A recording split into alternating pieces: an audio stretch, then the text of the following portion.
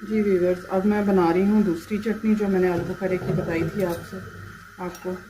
उसके लिए मैंने इसे 1 गिलास पानी डाल के तो बॉयल होने के लिए रख दिया। अब इसके साथ ही मैं डाल दूँगी इसमें चीनी, 2 चम्मच चमचे हैं चारों मगज़ के।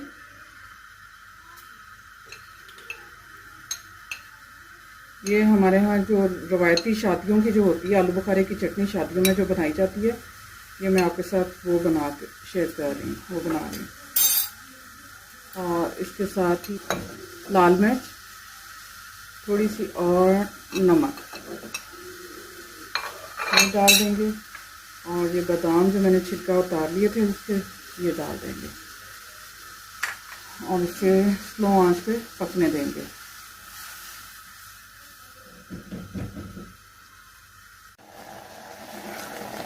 जी व्यूअर्स, ये भी चटनी तैयार हो चुकी है, बिल्कुल बहुत ही ज़बरदस्त बन गई है।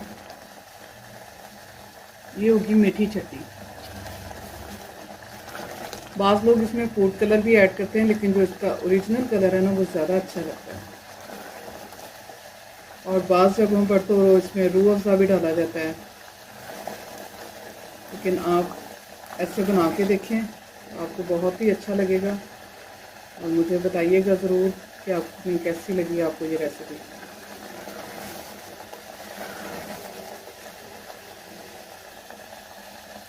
हाँ जी, ये बिल्कुल तैयार हो चुकी है। इसका मैं चूल्हा बंद करने लगी हूँ और इसे डिश आउट करते हैं।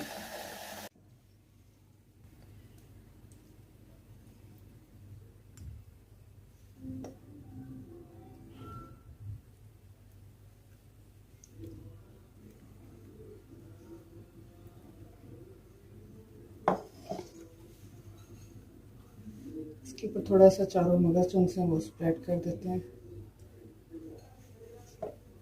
यहाँ जो शादी ब्याह में बनाई जाती है आलू बुखारे की चटनी, वो बिल्कुल इसी तरीके से बनाई जाती है।